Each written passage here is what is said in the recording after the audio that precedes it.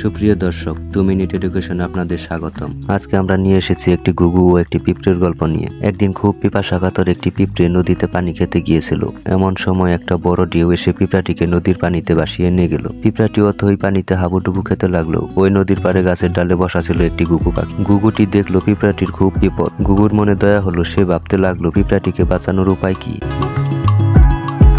তখন সে বুদ্ধি করে একটা শুকনা পাতা ছিঁড়ে পানিতে ফেললো। পিঁপড়েটি পাতাটি আঁকড়ে ধরে তাতে চড়ে বসলো। ঢেউয়ে ঢেউয়ে সে আবার নদীর তীরে গিয়ে ঠেকলো। এভাবে সে প্রাণে বেঁচে গেল। পিঁপড়াটি ঘুঘু পাখিকে ধন্যবাদ জানালো এবং তারা বন্ধু হয়ে গেল। কিছুদিন পরে একদিন সেখানে এলো এক পাখি শিকারী। তার হাতে ছিল বন্দুক। শিকারী ঘুঘুকে দেখতে পেয়ে তাকে মারবে বলে ঠিক করলো। সে ঘুঘুর দিকে বন্দুক তাক করলো। পিঁপড়ে বুঝতে পারলো ঘুঘুর মহাবিপদ। তখন শিকারী যেই না গুলি করতে যাবে অমনি পিঁপড়া তার পায়ে একটি কামড় দিয়ে বসলো। শিকারীর হাত গেল কেঁপে, বন্দুকের গুলি মিস হয়ে গেল এবং ঘুঘুটি এতে করে বেঁচে গেল এবং অন্যদিকে উড়ে চলে গেল। এই গল্প থেকে আমরা বুঝতে পারি সত্যিকারের বন্ধু কখনো উপকারের কথা ভুলে যায় না, ঠিক মনে রাখে।